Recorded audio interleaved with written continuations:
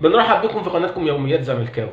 النهارده ان شاء الله هنتكلم عن اتنين انا بعتبرهم من اساطير ونجوم الكرة المصرية، ومش بس كده، من اساطير ونجوم النادي الاهلي ونادي الزمالك، رغم العداوة ورغم ان هم بيحاولوا يستفزوا جماهير نادي الزمالك في الفترة الاخيرة. هنتكلم النهارده على النجمين امام عاشور وكهربا.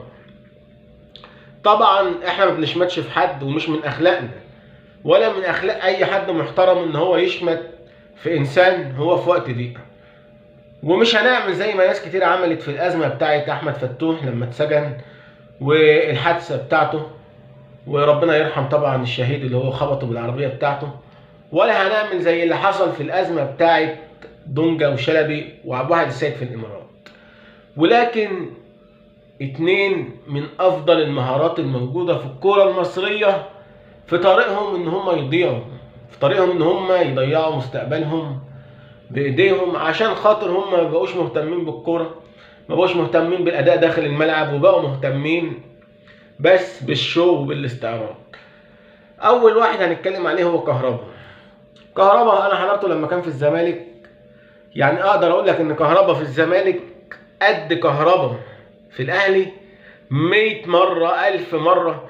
كهربا وهو في الزمالك بصراحه كده كسب نادي الزمالك بطوله دوري، هو اللي جايبها لنادي الزمالك. لازم نفتكر كده كويس، لازم جماهير الزمالك تفتكر ان كهربا لما كان في الزمالك قبل ما يمشي تقريبا كسب الزمالك دوري. هو كان بيلعب في مركز الجناح، وكان هداف الدوري ساعتها او صانع اكبر كميه من الاهداف، وكان بيقدم لنادي الزمالك بس مش فوز بس وجوان، متعه. كان فعلا كهربا في الزمالك حريف، بوجهه نظر ان هو لو خد فرصته في الاهلي يتفرج على كهربا من الاخر، بس يلتزم في التدريبات ويدي الكره اهتمام اكبر.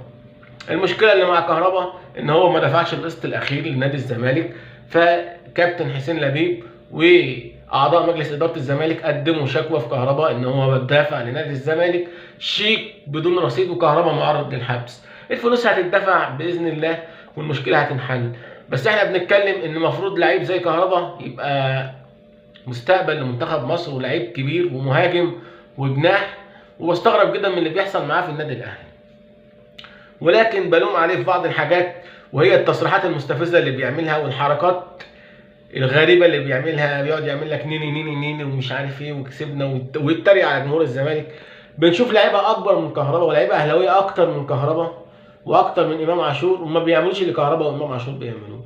يعني انا عمري ما شفت ابو تريكه ولا بركات ولا الشحات ولا الناس دي بتتريق على جماهير الزمالك، ولا حتى قفش. يعني اكتر واحد ممكن يحفل على الزملكاويه هو قفش، لكن قفشه طول عمره محترم مع جماهير الزمالك ومع فريق الزمالك.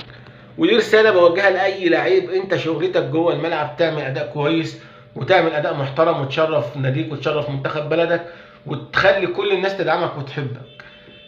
ولكن بره الملعب انت دورك تتكلم عن فريقك زي ما انت عايز، ومالكش دعوه بالفريق الخصم. سواء انت في الزمالك مش من حقك تهاجم لعيبه الاهلي ولا تنتقد جماهير الاهلي، والعكس بالعكس. المشكله الثانيه بقى هي امام عاشور. امام عاشور كان بيلعب في غزل المحله، ما كانش حد يعرف حاجه عن امام عاشور، فربنا كرمه وجه لعب في نادي كبير ونادي من اقوى الانديه في افريقيا واكبر قلعه رياضيه في مصر، نادي الزمالك. ونادي الزمالك ادى لامام عاشور الفرصه ان هو يقف على رجليه ويبقى لعيب دولي، ووصل ان هو بيلعب مع منتخب مصر من نادي الزمالك، وشوفنا اداؤه في الزمالك. هقول لك برضو تاني، امام عاشور في الزمالك قد امام عاشور في الاهلي يعني مليون مره. امام عاشور في الزمالك كان بيعمل كل حاجه. امام عاشور في الزمالك وصل ان هو لعب في ماتش مصر والسنغال، مسك ساديو ماني خلاه مش شايف الكوره قدامه في مركز الجناح اليمين، وكانت لياقته ومهارته بسم الله ما شاء الله، وكان من اكتر اللعيبه المؤثره في نادي الزمالك. وحصل بقى اللي حصل وامام راح النادي الاهلي. طب هل امام عاشور في الاهلي زي امام عاشور في الزمالك؟ ده سؤال انا بساله للجماهير بقى كلها، اهلاويه وزملكاويه. هل انت شايف ان مستوى امام عاشور في الاهلي احسن من مستواه في الزمالك؟ انا بقول لك اكيد مليون في الميه لا. امام عاشور في الاهلي بدانا نشوف خروجات، حفلات، سهرات، وكلام كتير جدا مع الجمهور.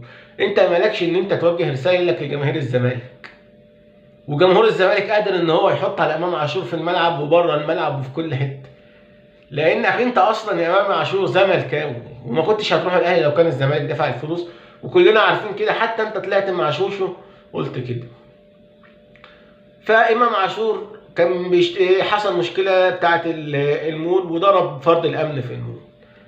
طيب خلينا نتكلم بقى كلمتين بما يرضي الله. انت واحد لعيب كوره في الاهلي او في الزمالك او انت اي مسؤول في اي منصب، مش من حقك تمد ايدك على حد.